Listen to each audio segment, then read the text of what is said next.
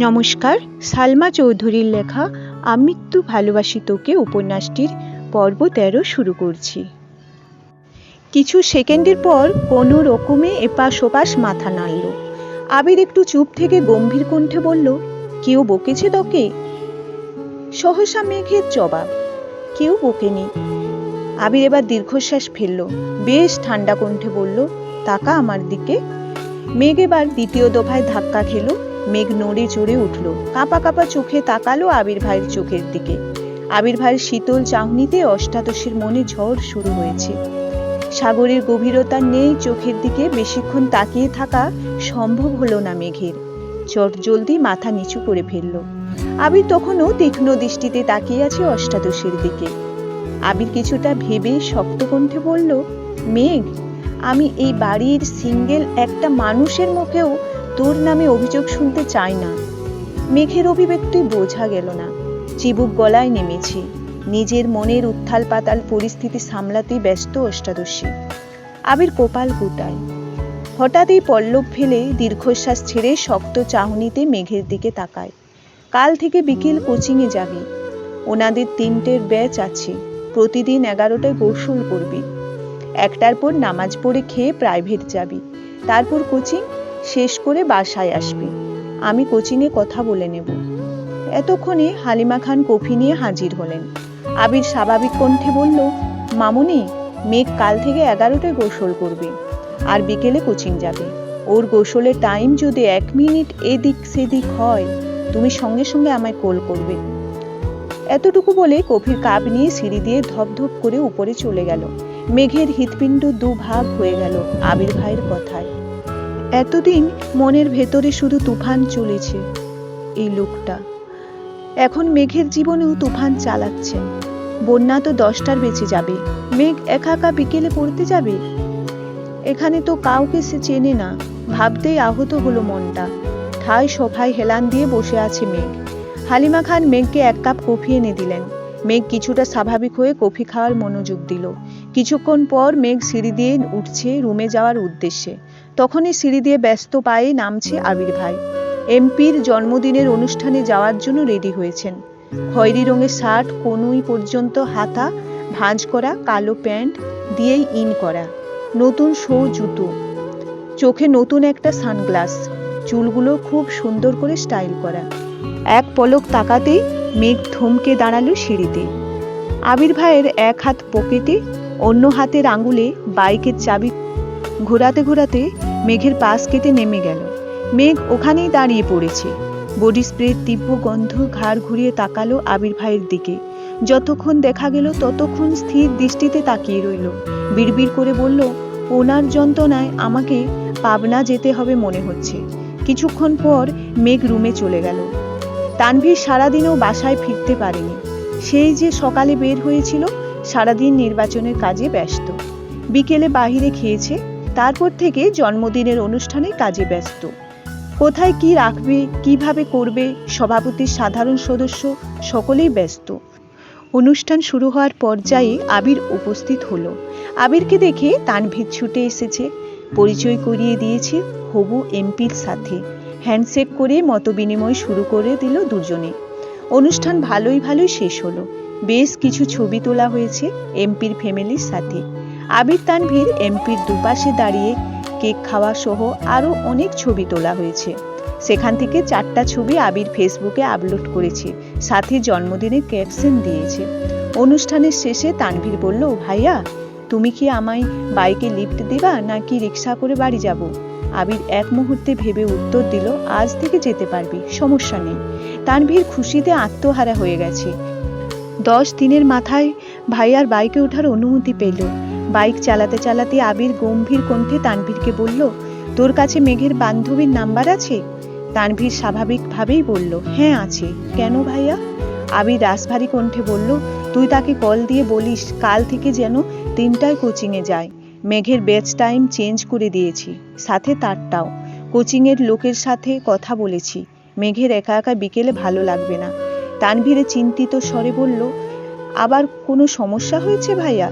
আবির এবার দীর্ঘশ্বাস ফেলে কণ্ঠ দ্বিগুণ ভারী করে বলল, তোর বোন ঠিকমতো খায় না, গোসল করে না, পড়ে না, কত অভিযোগ শুনতে হয়।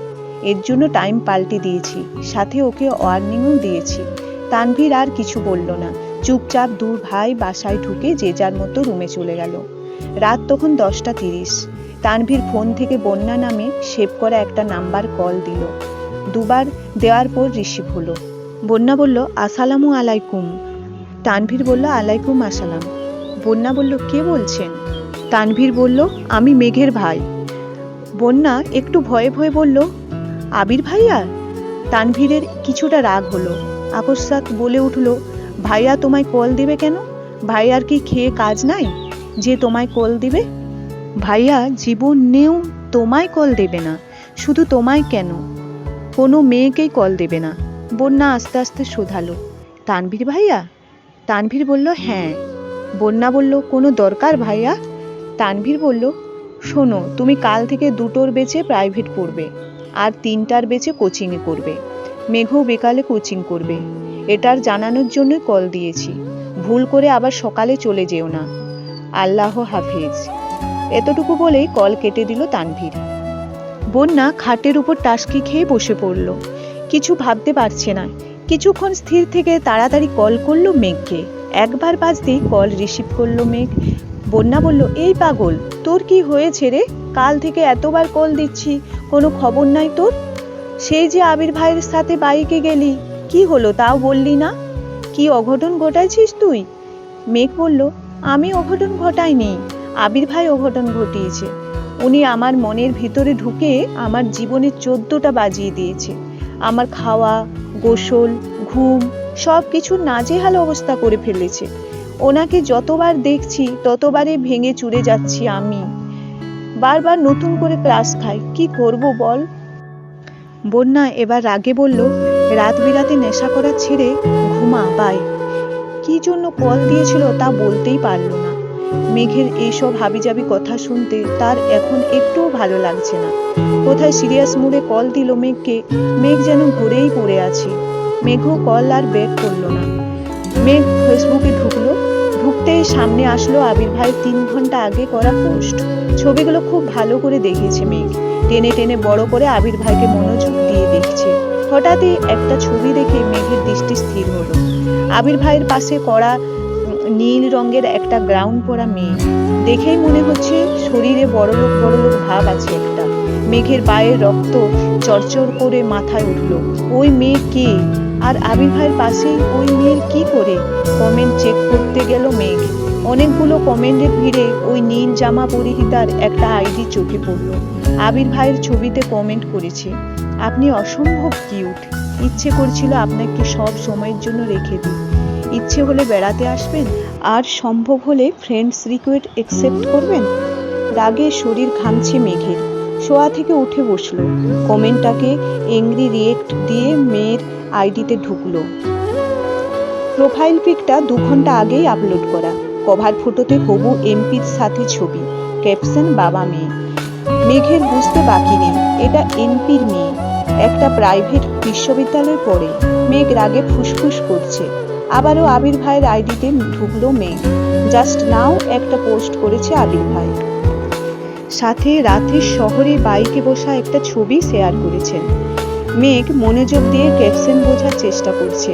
তার মানে আবির ভাই ওই মেয়ের প্রেমে পড়ে গেছে। ভাবতে নেত্রযুগল থেকে 2 ফোঁটা পানি গড়িয়ে পড়ল। আবারও সেই কমেন্টটা খুঁজতে গেল মেঘ। কি এমন সুন্দর মেয়েটা দেখতে, খুঁজছে তো, কিন্তু পোস্টের সব কমেন্ট ঘেটে মেয়ের কমেন্ট পেল না। তার মানে আবির ভাই ডিলিট করে ফেলেছে। কিন্তু ওই মেয়েকে কি অ্যাকসেপ্ট করে ফেললো? তারপর দীর্ঘশ্বাস ফেলে নিজেকে নিজে সান্ত্বনা দিতে লাগলো। আবির ভাই তো শুধুই আমার ক্রাশ। ক্রাশ তো ক্ষণিকের। উনিও তো কিছুদিন পর বিয়ে করবেন। তখন তো আমার মার খাওয়ার থেকে চুপ থাকি, সেই ভালো। এদিকে আবির ভাই বাসায় ফিরে ফ্রেশ হয়ে শুয়ে আছে। একটা ছবি জুম করে শুধু চোখগুলোর দিকে তাকিয়ে আছে আর বিড়বিড় করে একটি গান গাইছে। কিছুক্ষণ থেমে আবার গান শুরু করলো। প্রতিদিনের মতো আজও খাবার টেবিলে একসাথে খেতে বসেছে সকলে, কিন্তু মেঘের মাথায় আজ অন্য প্ল্যান ঘুরছে। সবার খাওয়া মোটামুটি শেষ। মেঘ ইচ্ছে করেই অল্প অল্প খাচ্ছে। এদিকে মোবাইলে কি যেন চেক করছিল আবির। মোবাইল চেক করে খাচ্ছিল। আবিরের খাওয়া শেষ, তাই মোবাইল টেবিলের উপরে একপাশে রেখে হাত ধুতে উঠে পড়ে। 3-4 কদম যেতেই মেঘ হাত বাড়িয়ে আবির ভাইয়ের মোবাইল হাতে নেয়। তাড়াহুড়োতে হয়তো পাওয়ার বাটনের চাপ দিতে ভুলে গেছে আবির ভাই। হোম পেজে ভেসে আছে, সেখানে দুটো হাতের ছবি, একটা বড় হাতের উপর আরেকটা পিচ্ছি হাত। মেঘ 1 সেকেন্ড তাকালো ছবিটার দিকে, কিন্তু এখন ছবি নিয়ে গবেষণা করার সময় না। তাই মেঘ তাড়াতাড়ি ফেসবুকে ঢুকলো। অপশানে ঢুকতেই চোখে পড়ল কত ছেলে মেয়ের আইডি। সেই খুঁজতে লাগলো গত রাতের নীল জামা পরিহিতাকে। একটু নিচে যেতেই পেয়ে গেল অপ্রত্যাশিত ব্যক্তির আইডি। 1 সেকেন্ড না ভেবে ব্লক করে দিল তাকে। তাড়াতাড়ি ফেসবুক থেকে বের হয়ে ফোন রেখে দিল আগের জায়গায়। এবার মেঘ দীর্ঘশ্বাস ফেলল। মনে খুব শান্তি লাগছে এখন। আবির ভাই টেবিলের কাছে এসে মোবাইল নিতে নিতে মেঘের দিকে তাকালো। নিরুদ্বেগ কণ্ঠে বলল, যতক্ষণ সময় খাবার টেবিলে বসে থাকিস ততক্ষণ যদি তুই খেতিস তাহলে আজ কঙ্কালের মতো থাকতিস না। মোবাইল আর ব্যাগ নিয়ে অফিসের জন্য বেরিয়ে গেলেন। আমি তো আপনার জন্যই বসে থাকি। আমি খাবার খেয়ে রুমে যেতে যেতে আপনি বাইক নিয়ে চলে যান, দেখতেই পারি না, তাই তো বাধ্য হয়ে এখন টেবিলে বসে থাকি। আবির ভাইয়ের কথা মতো মেঘ 11টার মধ্যে গোসল করেছে আজ। যথাসময়ে রেডি হয়ে রওনা দিল টিউশনের উদ্দেশ্যে। মনটা ভীষণ খারাপ। আজ থেকে একা একা টিউশন আর কোচিংয়ে পড়তে হবে, এটা ভেবেই মন ভাঙছে বারবার। টিউশনে ঢুকতেই বন্যা ডাকলো, মেঘ এখানে আয়। মেঘ চোখ গোল গোল করে অবাক চোখে তাকালো, ছুটে গেল বন্যার কাছে। মেঘ বলল, তুই এই সময় টিউশনে কেন? আগের বেঁচে পড়িসনি? বন্যা বলল, কিভাবে পড়বো? তোর বেস্ট হয়েছি, তোর ভোগান্তি তো আমাকে ভুগতেই হবে। মেঘ বলল, মানে?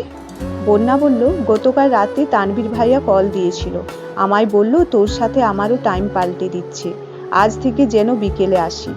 মেঘ বলল, তাহলে তুই জানাসনি কেন আমায়? আমি পুরো রাস্তা মন খারাপ করে এসেছি একা একা পড়তে হবে বলে।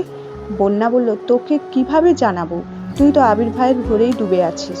মেঘ কিছুটা লজ্জা পেল, তারপর সশব্দে হেসে বলল, জানিস বন্যা, আমার হিজাবটা আবির ভাই কিনে দিয়েছে। শুধু এটাই না, সর্বমোট 30টা হিজাব কিনে দিয়েছে। শুধু তাই না, দেখ আমার পায়ের নুপুরগুলো, এগুলো আবির ভাই দিয়েছে, তাও আবার নিজের হাতে পরিয়ে দিয়েছে। দেখ সুন্দর না? বন্যা কপাল ভাঁজ করে নুপুরগুলো দেখল, তারপর বলল, হ্যাঁ খুব সুন্দর হয়েছে, কিন্তু কাহিনী কি বলতো? ওই বেটার হঠাৎ তোর প্রতি এত মায়া হচ্ছে, তোকে কিছু বলছে কি? মেঘ বলল, হ্যাঁ বলছে, আমি কই যাই না যাই পর্যবেক্ষণ করার জন্য নুপুর দিয়েছে।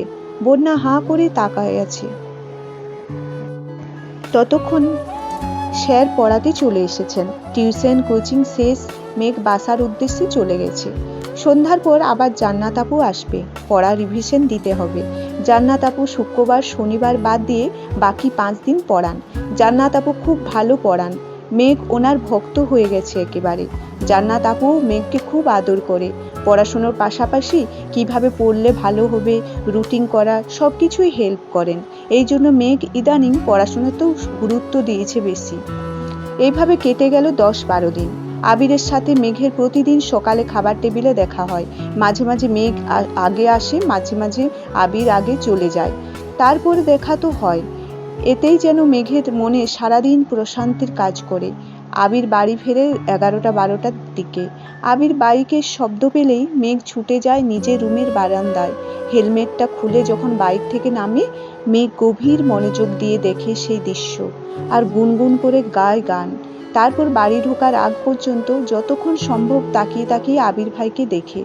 আবির ভাই বাড়িতে ঢুকে গেলে হাসি মুখে ঘুমিয়ে পড়ে মেঘ। এটাই যেন মেঘের দৈনিক রুটিন। কেন আবির ভাইকে দেখে? তার উত্তর নেই অষ্টাদশীর কাছে। আবির ভাই কি শুধুই তার ক্রাশ, নাকি সে আবির ভাইকে ভালোবাসে? এর উত্তর নিজেও খুঁজে পায় না। তবে আবির ভাইকে অসম্ভব ভালো লাগে। আবির ভাইয়ের শীতল চাহনি বরাঙ্গর অষ্টাদশীর হৃদয়টা চূর্ণ বিচূর্ণ করে। আবির ভাই অষ্টাদশীর মন মস্তিষ্ক জুড়ে বিচরণ করছে। 10-12 দিন পর সকালবেলা আবির জুসের গ্লাস হাতে নিয়ে 2 চুমুক খেলো কিনা। আলী আহমদ খান বলে উঠলেন, আবির তোকে একটু চট্টগ্রামে যেতে হবে। আবির তৎক্ষণাৎ বিষুম খেলো। তানভীর তাড়াতাড়ি উঠে ভাইয়ার মাথায় ফু দিচ্ছে। রান্নাঘর থেকে ছুটে আসছেন মালিয়া খান। এদিকে মেঘ অসহায়ের মতো তাকিয়ে আছে আবির ভাইয়ের দিকে। কিছুক্ষণ পর আবির ভাই স্বাভাবিক হয়ে বলল, আমি চট্টগ্রামে গিয়ে কি করব?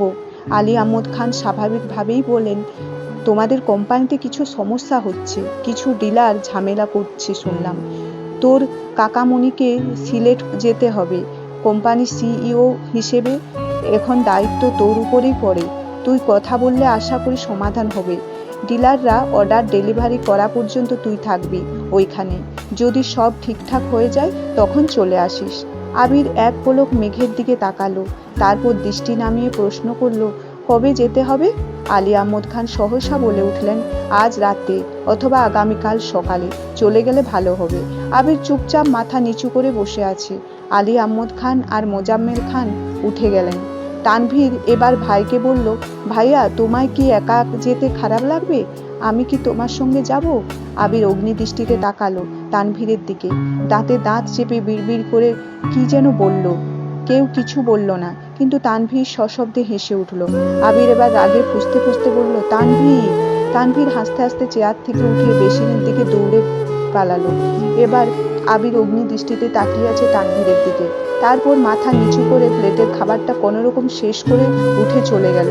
এইদিকে মেঘ, মিম আর আদি বসে আছে। আদি আর মিম প্ল্যান করছে আবির ভাইকে বলবে কক্সবাজারে গেলে ওদের জন্য খেলনা, সাজুনি, শামুক নিয়ে আসতে। মেঘ নিশ্চুপ বসে আছে আবির ভাইকে দেখার জন্য। এখন সে প্রতিদিন ফজরের সময় ঘুম থেকে উঠে, রাতে ঘুমানোর আগে আবির ভাইকে দেখে ঘুমায়।